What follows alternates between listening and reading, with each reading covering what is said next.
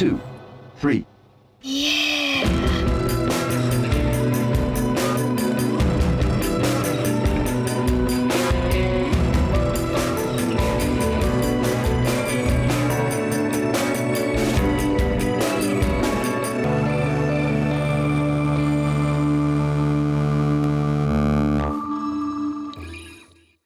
Bonjour à tous, ravi de vous retrouver pour le 5e numéro du chantier. C'est la rentrée sur Girondin TV et vous le voyez, le chantier du futur stade de Bordeaux avance à grands pas. Regardez tout autour de moi, toutes les dalles ont pratiquement tout été coulées. On aperçoit juste derrière les dalles de la future boutique et du futur restaurant des Girondins de Bordeaux. Un petit peu plus loin sur ma gauche, eh bien c'est tout simplement l'entrée du parking souterrain des joueurs des Girondins de Bordeaux. C'est donc là-dessous qu'ils se gareront plus tard avant les matchs. Et puis vous apercevez juste à côté de moi ces drôles d'escaliers. En fait ça s'appelle des crémaillères. C'est sur ces crémaillères que les gradins du futur stade viendront se poser. Les gradins, on en parlera d'ailleurs un petit peu plus en longueur dans un instant, puisqu'ils sont fabriqués ici sur place, un petit peu plus loin. On ira tout à l'heure, mais d'abord je vous propose d'écouter le président de la société Stade Bordeaux Atlantique, Dominique Fondacci. Piqûre de rappel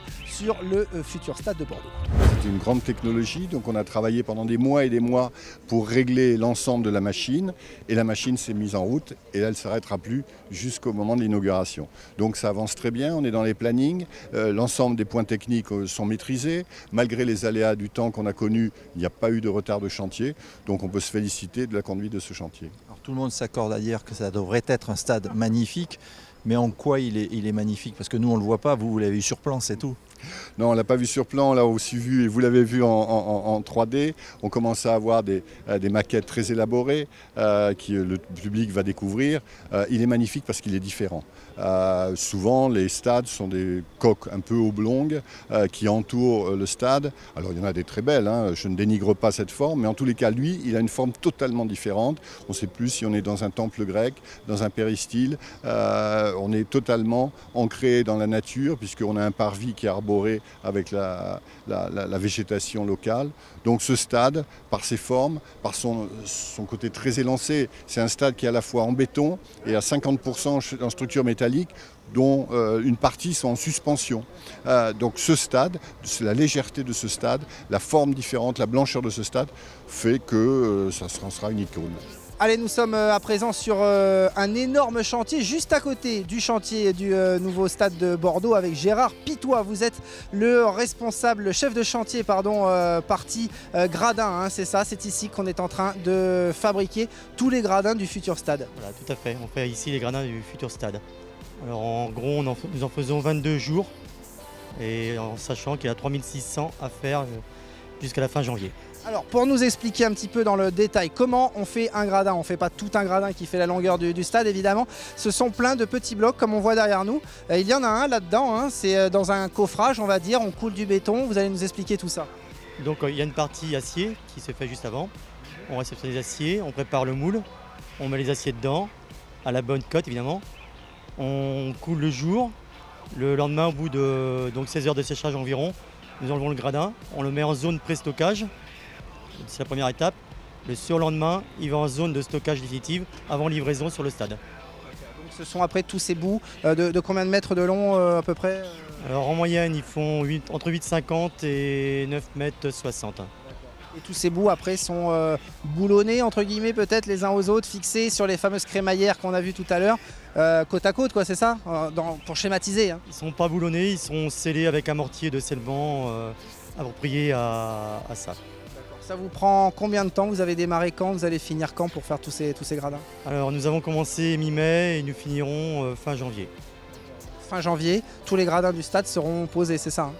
Ils ne seront pas posés, ils seront fabriqués. Les derniers seront posés quelques mois après. Et là donc ce qu'on voit juste au fond derrière vous, eh bien, ce sont les hommes qui coulent le béton dans ces fameux coffrages, hein, c'est ça? C'est exact, c'est ce qu'on fait, c'est la dernière étape du gradin avant le décoffrage. Donc après avoir posé les aciers, après avoir fermé les moules, on coule, on fait ce qu'on appelle le bétonnage. Vous êtes une équipe de combien là sur ce secteur? On est 12. 12 entre les gars qui coffrent les gradins, ceux qui décoffrent et qui les stockent. Dernière question pour qu'on comprenne bien, sur ces gradins hein, qu'on aperçoit, le siège après est fixé dessus, c'est ça? C'est un strapontin ou un siège en plastique comme avant dans l'ancien stade? Comment ils seront ces sièges? Alors là, je n'ai pas la réponse du siège exact. Il y a plusieurs modèles qui ont été présentés. Apparemment, ce sera un siège fixé quand même. Mais ce sera selon les goûts du club. Merci beaucoup Gérard, on vous souhaite bonne continuation et bon courage parce qu'il y a encore beaucoup de boulot donc jusqu'à janvier prochain pour tous ces gradins. Pour l'heure, nous, on va s'attacher justement aux grandes échéances à venir entre, on l'a dit, hein, la charpente, les gradins, tout ça avec les explications de Marc Guerpin, le directeur du groupement de projet. Premier bilan, aujourd'hui on est parfaitement en ligne avec notre planning objectif. On avait prévu faire les terrassements de janvier à mars, ce qu'on a achevé. On avait prévu faire les fondations profondes de mi-mars à mi-mai, ce qui est fait. On avait prévu monter l'ensemble des grues de début avril à mi-mai, ce qui est fait. On avait prévu faire les fondations de début avril et qui doivent se terminer fin juillet. Et aujourd'hui, on est parfaitement en ligne pour terminer les fondations et l'ensemble de la dalle basse fin juillet. On avait également prévu démarrer la fabrication des gradins sur le site mi-mai, ce qui a débuté. Donc on est parfaitement conforme à notre planning de production de gradins. Et on avait prévu commencer les crémaillères béton basse le 24 juin, ce qu'on a démarré également. Et parallèlement sur la charpente métallique, on avait prévu commencer les livraisons fin juin, ce qui est fait, puisque les premières livraisons de charpente métallique se font depuis à peu près une semaine au rythme d'environ une livraison par jour. Et les équipes de montage vont arriver mi-juillet pour un début de montage fin juillet, début août sur le site. Donc aujourd'hui, malgré les difficultés qu'on a connues, mais un peu comme la France entière sur les intempéries depuis le début de l'année, on est parfaitement en ligne avec notre calendrier. Et donc on déroule les étapes comme on les a préparées en 2012. Pas de mauvaise surprise au niveau de sol, on avait dit qu'il était très marécageux, qu'il y avait du travail à y faire. Il était comme prévu, donc très mauvais.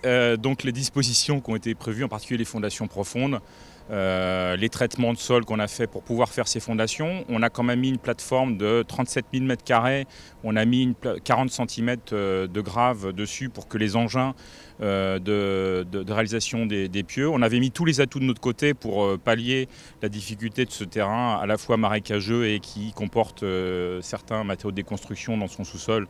Ne nous gêne pas et on a bien fait de prendre ces mesures et elles se sont révélées très opérantes en fait. Alors aujourd'hui quand on passe devant le chantier on voit des grues qui nous montrent à peu près comment le stade va être fait, mais à partir de quand le public va voir des choses concrètes? Là on sort de terre mais effectivement c'est pas encore visible de loin. Je dirais que les choses vont commencer à devenir spectaculaires cet été et surtout à l'automne. Et franchement, l'idée du volume global, on l'aura à la fin de l'année, à la fin de cette année. Là, on se rendra vraiment compte de la dimension du nouveau stade de Bordeaux. Allez, on s'intéresse à présent à la charpente métallique, un des énormes projets à venir. On l'a dit il y a quelques secondes avec Marc Guerpin. Eh bien, ces premiers éléments de charpente métallique sont déjà là. Ils sont disposés un petit peu partout autour du stade. Alors, ce ne sont évidemment que quelques éléments qui seront ensuite assemblés et qui viendront supporter donc tout le toit du futur stade de Bordeaux. Je vous propose d'écouter les explications de ce projet gigantesque du fabricant de cette charpente métallique, Stéphane Vert. On l'écoute tout de suite. Aujourd'hui, la charpente métallique représente 11 000 tonnes. 11 000 tonnes, c'est pour vous donner un ordre d'idée, si vous le transposez en bâtiment commercial, vous faites à peu près 36 hectares de bâtiment commercial, donc ça vous montre à peu près le gigantisme du projet. C'est des habillages de sous-face qui représentent 4 hectares. 4 hectares de matériaux composites aluminium, c'est 3 hectares de couverture. Vous voyez, ce sont des chiffres extrêmement importants. Mais parce que quand vous parlez habillage, vous allez aussi habiller le dessous des gradins. Tout à fait. Aujourd'hui, nous appelons ça le bol. Grosso modo, le stade ressemble à une soucoupe inversée. Donc on va habiller la sous-face des gradins par des matériaux alu composite pliés qui vont représenter quelque part un emmarchement à l'envers. C'est beaucoup d'heures de travail pour que tout s'imbrique, que tout fonctionne. Il y a eu une grosse réflexion quand même. Tout à fait. Aujourd'hui, un projet comme ça, la réalisation simplement sur le site, c'est grosso modo 25% du volume de travail. Nous allons dépenser sur ce chantier-là quasiment 50 000 heures d'études, de préparation, de calcul, de traçage pour pouvoir fabriquer une charpente. Et la fabrication de la charpente pour nos ateliers représente quasiment 100 000 heures de travail.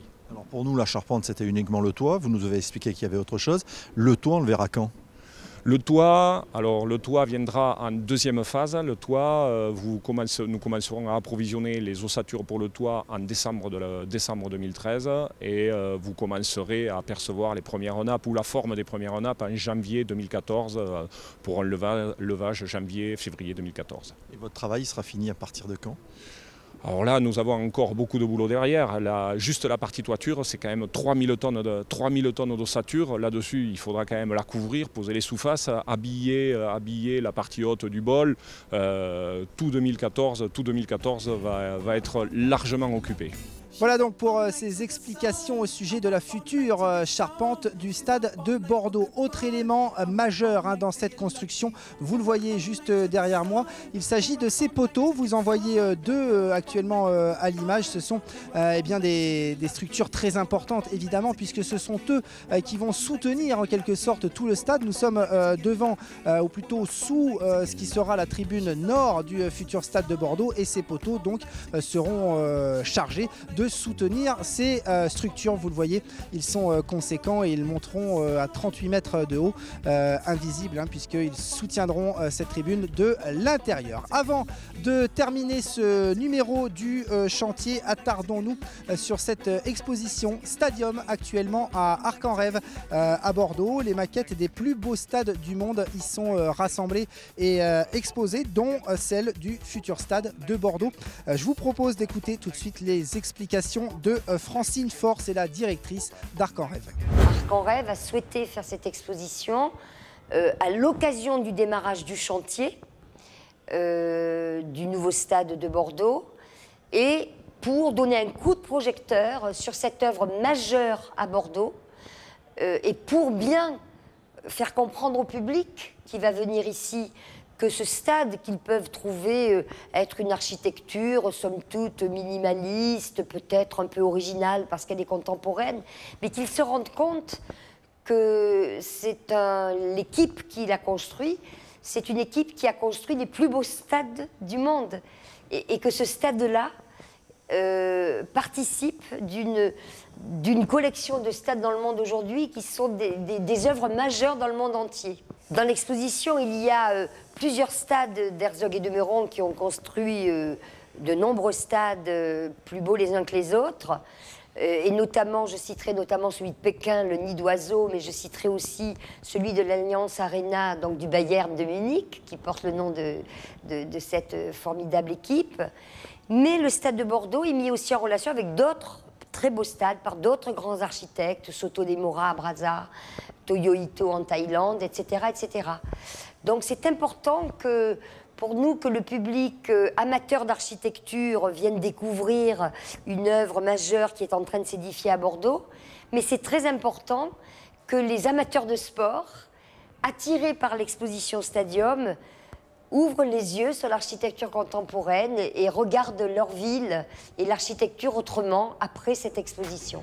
Voilà donc pour cette exposition à voir jusqu'au 3 novembre à Arc-en-Rève à Bordeaux. Nous, on se retrouve dans un mois, comme toujours, pour faire le point sur l'avancement des travaux. Mais on le rappelle, ça va très très vite ici. Rendez-vous compte, on est déjà assis pratiquement sur les gradins de la tribune basse, de la tribune latérale des Girondins de Bordeaux. Et puis juste à côté de moi, vous apercevez ce qui sera dans quelques mois, quelques années peut-être, la pelouse du futur stade de Bordeaux. Nous, on se retrouve dans un mois.